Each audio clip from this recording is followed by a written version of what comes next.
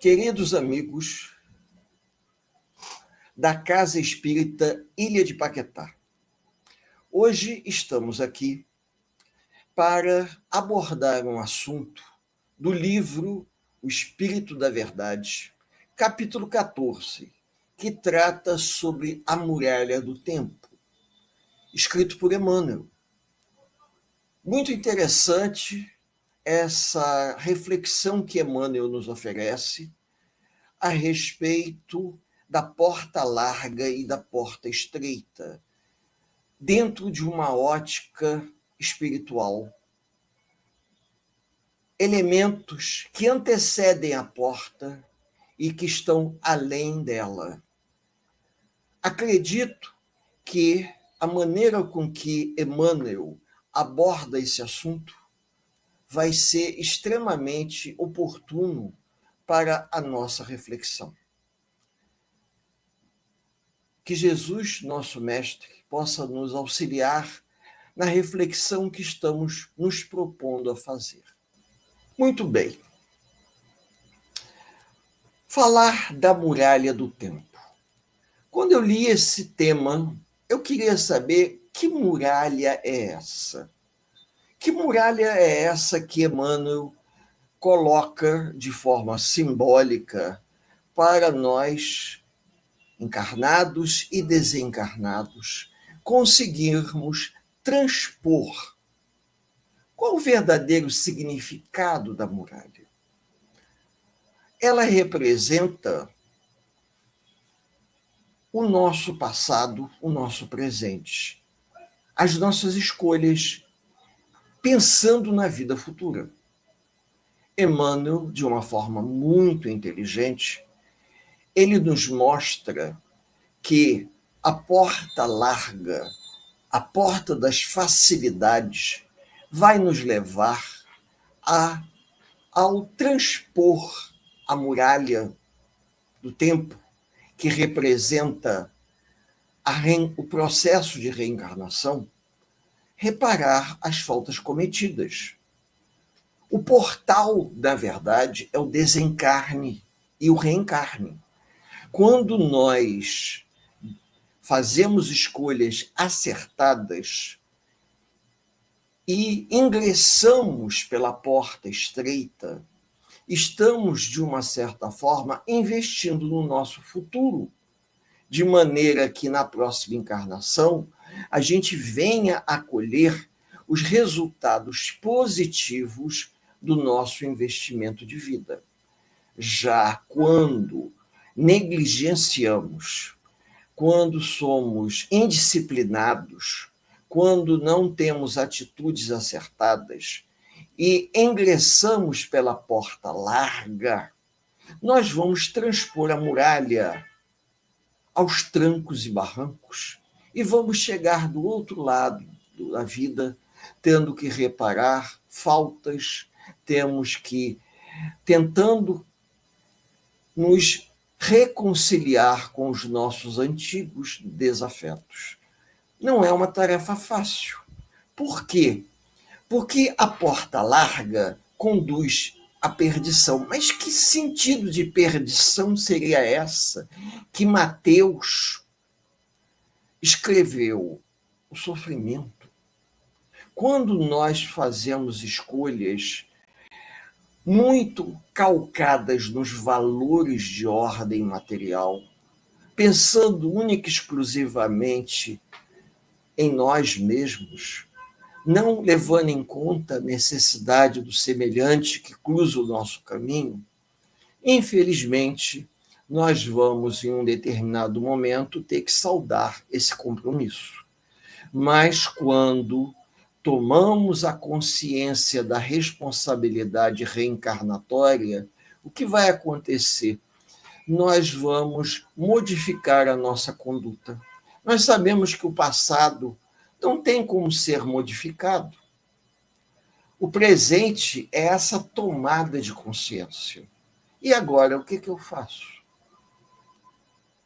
É mais fácil um camelo passar pela porta estreita do que um rico entrar no reino do céu. Jesus usava essa expressão de forma simbólica Por quê? Porque a porta estreita ela era feita propositalmente na época do Templo de Jerusalém para os animais não adentrarem o templo, segundo contam. Então, era mais fácil um camelo se abaixar e passar pela porta estreita do que um rico entrar no reino do céu, porque esse não mudaria sua conduta, até por conta da cultura da época. Os fariseus, por exemplo, eles acreditavam que eles eram ricos porque Deus havia favorecido a eles. Eles não tinham a ideia de que estavam vivendo uma prova reencarnatória e que naquela existência eles eram agraciados com os bens materiais. Mas numa futura reencarnação, talvez não. E hoje nós temos essa consciência. Por isso que André Luiz nos oferece uma reflexão muito oportuna. Nós temos que parar ao longo do caminho da vida, da estrada da vida, e fazermos uma reflexão enquanto estamos a caminho da luz. Mas por que uma reflexão? Porque ainda é possível mudar a nossa conduta enquanto estamos indo em direção ao final da nossa encarnação. O fato de nós termos começado essa encarnação de maneira errada, equivocada, fazendo coisas que nós não deveríamos ter feito, isso não quer dizer que a gente não possa mudar o curso da nossa vida. Chico Xavier nos disse isso quando ele falou: eu não posso mudar o futuro, o passado, mas eu posso fazer um futuro diferente. Ou seja, o que aconteceu, aconteceu. Mas o futuro a gente pode se modificar completamente. Então, a gente para pensar. Para pensar, para refletir e pensamos no seguinte: já que nós estamos querendo nos modificarmos, nós precisamos colocar em prática o conhecimento que já temos.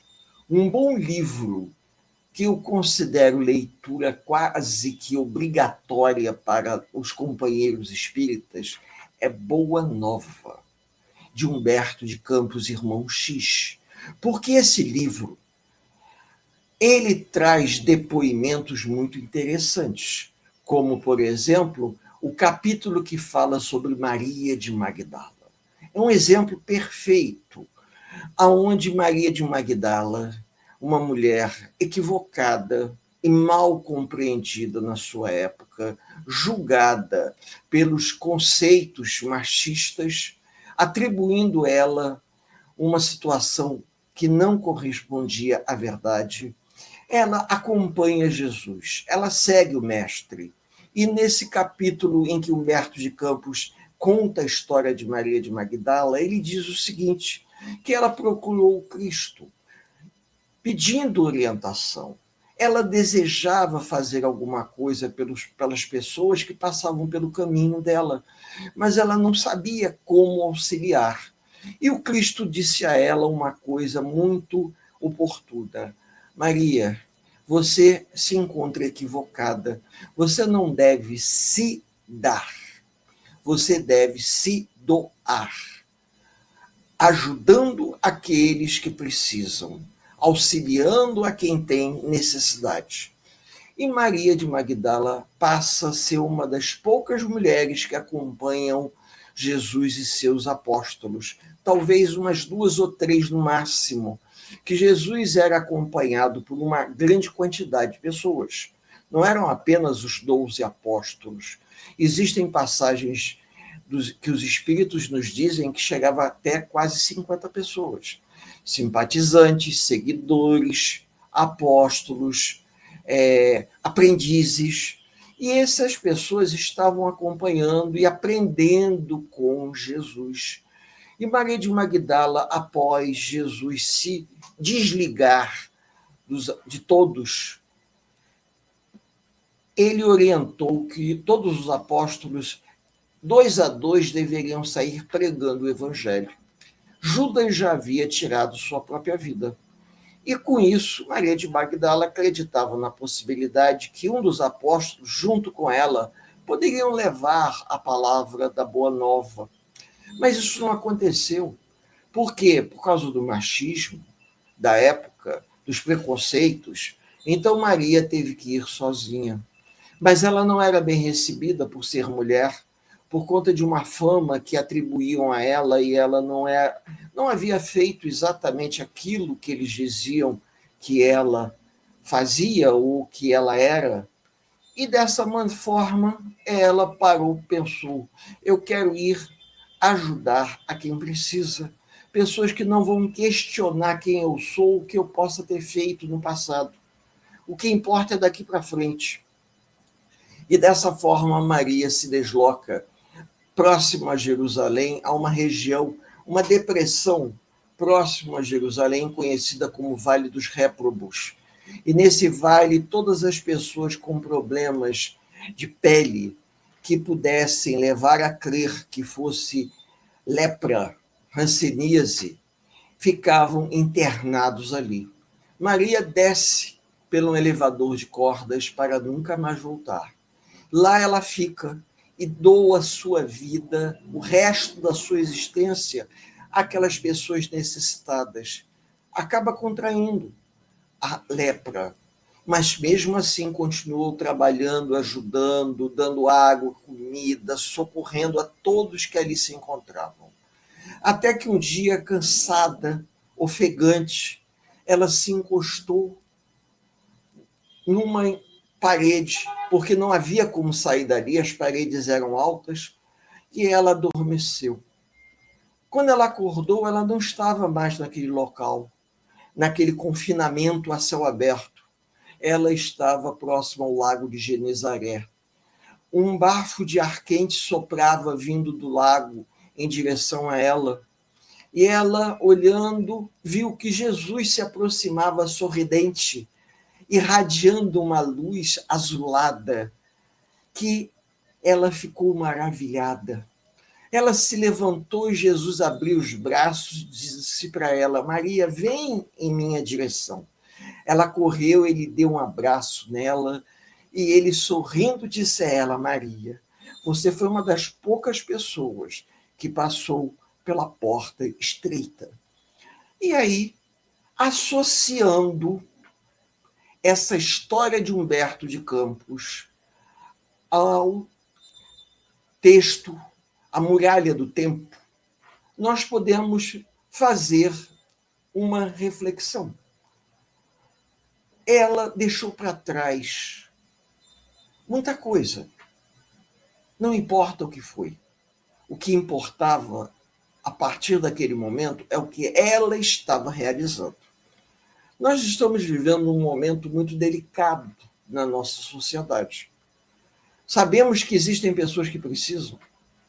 Sabemos que a sociedade está passando por uma fase muito turbulenta em termos econômicos, políticos, sociais. Mas não estamos aqui para fazer uma análise sociológica. Nós estamos aqui para mostrar que o tempo passou, mas nós precisamos nos modificarmos. Nós precisamos nos tornar pessoas melhores. Nós precisamos evoluir através de uma mudança na nossa conduta, através de uma releitura das nossas atitudes. Releitura. Então, o que quer dizer isso? Quer dizer que eu preciso me modificar. Eu preciso fazer alguma coisa útil por mim mesmo e pelos outros. Se a expressão é essa, me desculpem o português. Porque há momentos que a gente para e pensa, puxa, a gente já convive na casa espírita há tanto tempo. Eu tenho certeza que muitos que estão nos ouvindo já estão há algum tempo na casa espírita. Eu comecei na minha mocidade espírita no Allan Kardec. Isso no final dos anos 70. E às vezes eu me questiono, será que eu estou fazendo o que eu poderia estar fazendo? Eu me lembro de um senhor, seu Natanael.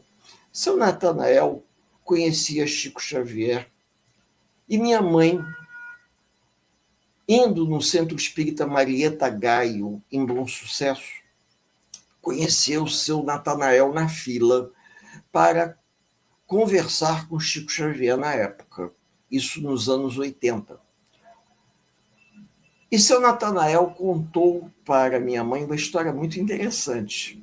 Ele tinha uma mediunidade muito grande e seu Natanael, ele fez uma casa para abrigar meninos de rua. Então, além do seu filho consanguíneo, ele tinha adotado pelo menos uns 10 meninos ali que chamavam ele de pai, e eu conheci, lá em Higienópolis. E seu Natanael contando para a gente que um dia ele estava conversando com, não sei se foi com o Chico, e ele perguntou: Chico, eu tenho feito tudo que está a meu alcance. Você acha que eu estou conseguindo dar conta do recado? Chico sorriu e disse assim: olha, seu mentor está fazendo um gesto aqui pedindo que eu reproduza. Você só fez isso até agora, enquanto você já deveria ter feito tudo isso aqui. Então, expressões da época, né? Anos 80. Então, na verdade, digamos que numa escala de 1 a 10, seu Natanael deveria estar fazendo 20%, e o mentor esperava que seu Natanael já estivesse na casa dos 80, 85. Eu sempre me lembro dessa historinha, porque o que nós podemos fazer para nos melhorar? Sermos solidários, ajudar as pessoas que precisam, fazermos um estudo dessa natureza de reflexão para que as pessoas pensem o seguinte: nós estamos aquém da muralha, ou seja, antes da muralha. O que representa o aquém, segundo Emmanuel? O nosso passado, nessa encarnação e nas encarnações anteriores, e o presente. E o além da muralha é a vida futura que o Cristo pregou no Evangelho, capítulo 2, item 2, vida futura. Então, se Jesus pregou a vida futura, tudo aquilo que está além da muralha é aquilo que nós gostaríamos, mas para isso a gente tem que investir, a gente tem que acreditar, nós temos que fazer alguma coisa para nos modificarmos. É fácil? Não. Nunca ouvi dizer que seria fácil, mas também nunca ouvi os espíritos comentar que seria impossível. Um trabalho dedicado em prol do bem, nós temos que desconstruir o homem velho que nós trazemos dentro de cada um de nós. E temos que construir um novo homem, um homem renovado. Isso se chama reforma íntima.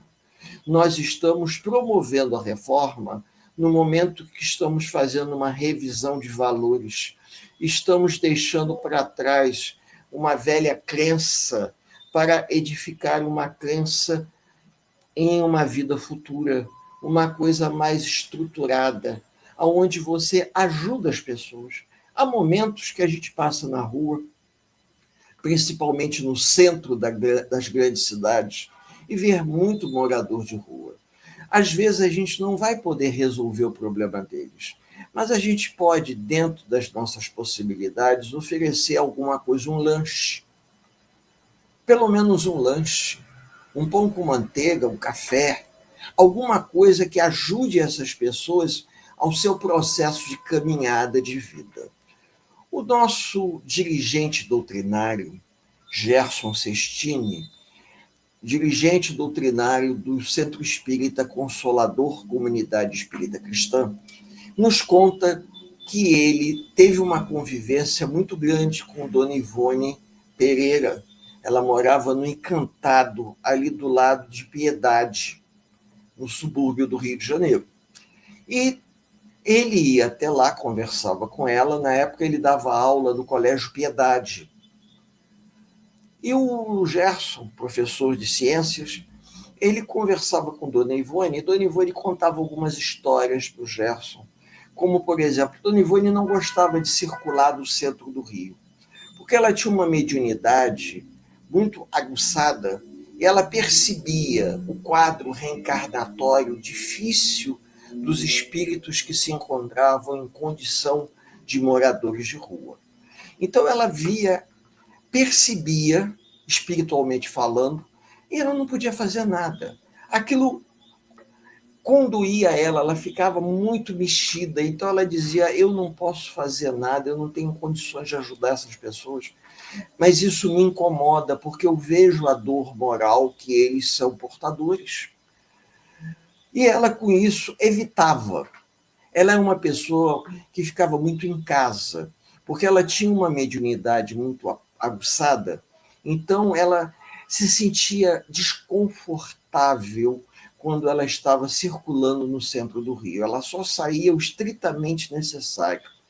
As pessoas que queriam conversar com ela iam até lá. Nós temos um amigo do lar de Tereza, João Aparecido, que conheceu bastante Dona Ivone Pereira. Então, João Aparecido dizia que ele era o médium de transporte da Dona Ivone. Ele ia até lá, pegava a Dona Ivone e levava quando ela ia fazer uma palestra numa casa espírita e depois levava ela de volta. E ele aprendeu muita coisa com ela. Então ele dizia que ela era muito objetiva, mas era um espírito que sofria por conta de perceber a dor do semelhante e às vezes nada poder fazer para ajudar. Então, nós podemos fazer aquilo que está ao nosso alcance. Nós podemos aprender, estudar, trabalhar, podemos nos modificar, podemos participar de trabalhos sociais na casa espírita, ajudando aquelas pessoas que passam por ali. Eu escutei numa palestra outro dia uma coisa muito oportuna. Muito oportuna. Às vezes a gente traz desafetos desencarnados por conta das atitudes que nós tivemos em vidas passadas. Mas agora, na atual existência, no trabalho assistencial da casa espírita, a gente pode, por acaso, receber no atendimento fraterno os parentes dos nossos desafetos desencarnados. E podemos, no atendimento fraterno, orientar, ajudar a essas pessoas, de maneira a minimizar o sofrimento deles e, consequentemente, os nossos desafetos, que vão perceber o movimento que nós estamos tendo em favor dos seus entes queridos, podem mudar a sua conduta em relação a nós. Eles podem, como aconteceu com Divaldo Pereira. Divaldo Franco, desculpem, né? Fiz confusão aqui. Divaldo Pereira Franco, né? E Divaldo, ele disse que havia um espírito que o atormentava durante muito tempo. E num determinado momento, aconteceu um episódio que mudou todo o contexto, está inclusive no filme, Divaldo, o Mensageiro da Paz, aonde ele recebe uma criança que foi colocada para adoção. E Divaldo adota a menina. A menina era o espírito da mãe daquela entidade que vinha atormentando Divaldo há bastante tempo. Quando o espírito percebe que era a sua mãe de uma encarnação passada, fica muito sensibilizado e pergunta a Divaldo se Divaldo iria ajudar a mãe dele. E Divaldo disse que sim, que ia adotá-la como filha do coração e ela cresceria ali naquela instituição. A partir desse momento, o espírito deu uma guinada muito grande, deixando de ser um perseguidor para ser um colaborador da instituição da Casa do Caminho. E nós, às vezes, não acreditamos nisso. A gente acha que as coisas devem acontecer de forma milagrosa. Alguns companheiros vão à casa espírita e ouvem as palestras, mas não percebem que o verdadeiro movimento de transformação ele é muito individual. Nós é que temos que promover essa mudança através do desejo sincero de querer fazer o bem, dos desejos sinceros de nos transformarmos em uma coisa melhor. A natureza não dá saltos, a espiritualidade não faz milagre. Quando Nicodemos se aproxima de Jesus, no mesmo livro de Humberto de Campos, Boa Nova, e fica surpreso e pergunta ao Cristo: você é um favorecido de Deus por fazer esses prodígios? Jesus sorri de forma simpática e diz a ele: eu faço e você um dia também poderá fazer exatamente o que eu estou fazendo, mas para isso você precisa nascer de novo. E Nicodemos não entende que a reforma íntima, a transformação, dependeria de uma grande mudança na nossa conduta, na nossa maneira de ser. Nós precisamos renascer. Nós precisamos transpor a muralha do tempo, passando pela porta estreita de preferência, porque a porta larga vai implicar em uma reparação de faltas de vidas anteriores somadas a essa. Se quando nós encarnamos, sejamos sinceros, nós reencarnamos trazendo no nosso cerne reencarnatório, no nosso bojo reencarnatório, uma série de questões a serem trabalhadas. A gente não traz manual.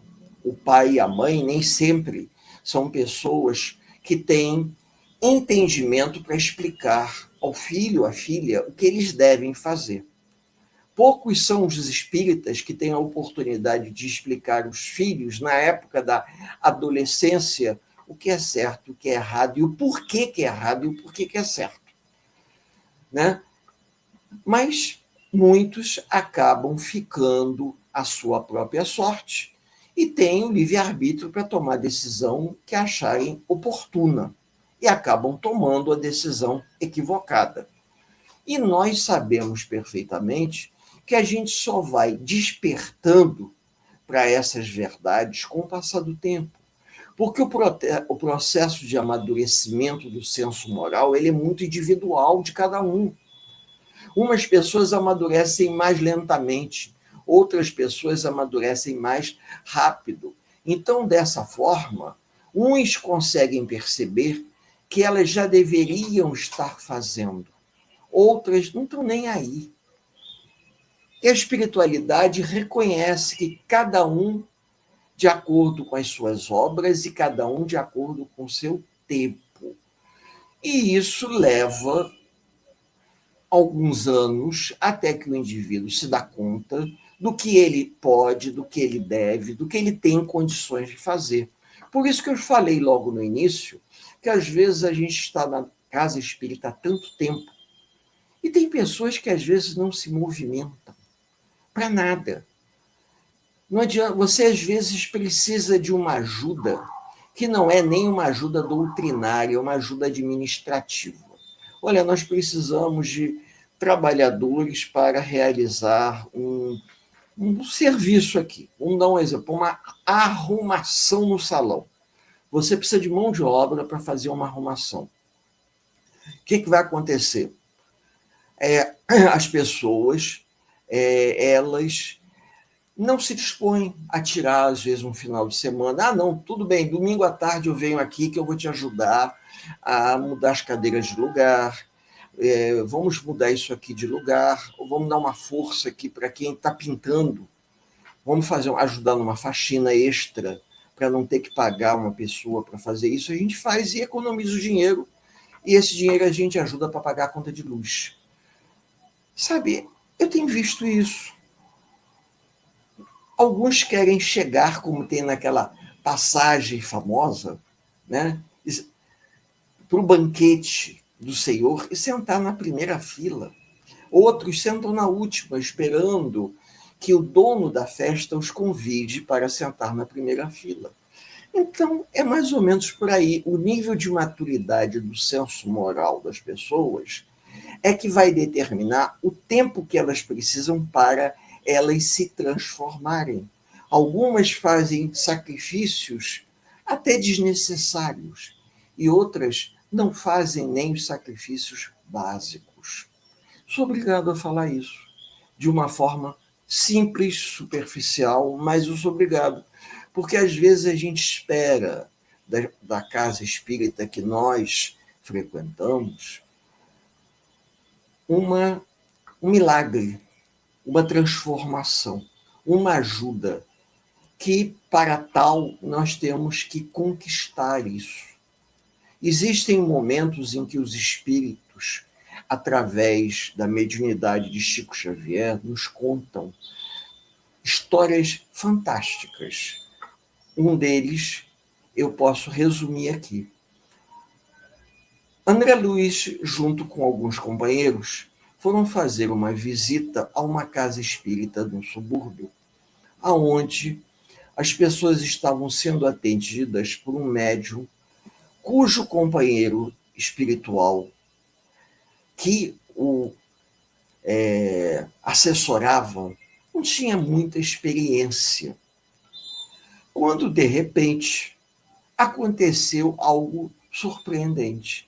Aparece uma entidade de luz que se destaca em relação aos demais. Se apresenta e pede licença, porque ela gostaria, no momento que determinada pessoa que estava naquela fila do atendimento fraterno chegasse para ser atendida, ela iria intuir o médium da casa para que o médium intuído, pudesse orientar aquela pessoa que estava na assistência. Aí André Luiz ficou surpreso com aquilo. Mas por que esse atendimento diferenciado? Aí o Alexandre, se eu não me engano, porque são tantos os mentores que orientam André Luiz e Hilário, né, que virou e disse assim: porque essa pessoa da assistência que está na fila para o atendimento fraterno, ela tem mérito. Ela conquistou mérito. Então ela tem direito a receber um atendimento diferenciado, porque o que ela busca, ela conquistou o direito de receber a ajuda para conseguir conviver melhor com a sua dor, com as suas dificuldades. Eu acho isso bonito, porque estimula a gente à prática do bem, estimula a gente ao trabalho assistencial. Meus amigos, nós acreditamos que conseguimos resumir para os companheiros a ideia da muralha do tempo. A sementeira é hoje. Nós temos que plantar hoje. A colheita é no amanhã. Ou seja, se eu desejo viver um momento mais oportuno, eu tenho que fazer por onde merecer isso. Ninguém colhe aquilo que não plantou. Nós estamos colhendo hoje aquilo que nós plantamos em vidas anteriores. Então, se nós estamos aquém da muralha, aquém da porta, estreita ou larga, nós temos que ter a consciência que nós temos que fazer, investir no nosso futuro hoje, pensar no amanhã, para que amanhã a gente possa estar melhor assessorado, melhor preparado, melhor capacitado para lidar com as questões reencarnatórias. As dificuldades que nós enfrentamos na atual encarnação é reflexo da pouca capacitação que trouxemos de vidas anteriores, por não termos tido essa preocupação. Isso me faz lembrar o aluno que resolveu fazer uma prece para ser mentor. E o mentor, por ser um espírito familiar, ficou extremamente preocupado com aquele garoto que estava querendo fazer a prova para ingressar na faculdade. Na época não era nem o Enem, ele ia fazer o vestibular, seja Gran Rio, né? E faz a prece, e o mentor, preocupado, procura a ajuda de outros companheiros desencarnados, que ele queria auxiliar o seu tutelado, né, o seu pupilo, para que o rapaz pudesse passar na prova. Aí um companheiro desencarnado também, que atuava como mentor, disse para ele: olha, você pode ajudar ele, mas ele tem que estudar, ele tem que fazer a parte dele. Você pode fazer ele lembrar aquilo que ele estudou, mas você não tem como fazer com que surja na mente dele a resposta para as perguntas cujo conteúdo ele nem sequer leu.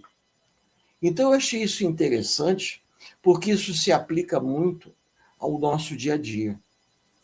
As pessoas querem que as soluções caiam de paraquedas, e nós temos que fazer por onde receber a ajuda relativamente proporcional ao esforço pessoal de cada um.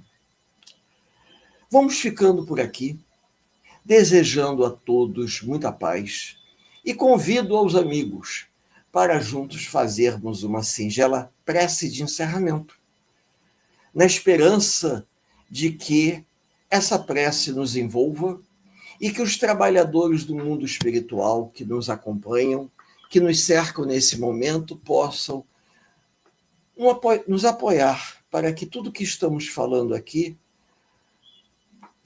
que a gente possa vivenciar o que estamos conversando com todos. Deus, Pai amado, Senhor de infinita bondade e misericórdia, estamos aqui reunidos em prece, elevando o nosso pensamento, pedindo auxílio aos benfeitores espirituais das casas que somos filiados, ligados, a Casa Espírita Ilha de Paquetá, ao Centro Espírita Allan Kardec, ao Consolador Comunidade Espírita Cristã, a Centro Espírita Eurípides Barçanufo e tantas outras instituições que, se eu for falar, eu vou até me perder pela quantidade. Lar de Teresa, que possam nos envolver nesse momento, nos dando a oportunidade do trabalho, nos dando a oportunidade do esclarecimento, que a gente possa, dentro das nossas possibilidades, fazermos o que está ao nosso alcance. Que a paz do Cristo permaneça junto a todos nós, por hoje, agora e por todo sempre. Que assim seja. A Casa Espírita Ilha de Paquetá, CEIP, agradece a presença de todos. Deseja que tenhamos uma excelente noite de sono reparador, com descanso do corpo físico. E que nosso espírito possa emancipar-se em missão de trabalho no bem ou em estudos em esferas espirituais mais elevadas. Se você gosta do nosso trabalho, inscreva-se no canal, dê seu like e compartilhe com amigos para que mais e mais pessoas possam ter acesso à nossa doutrina consoladora. Divulgar o Espiritismo também é caridade. Fique com Deus e que a paz de Jesus vos guie.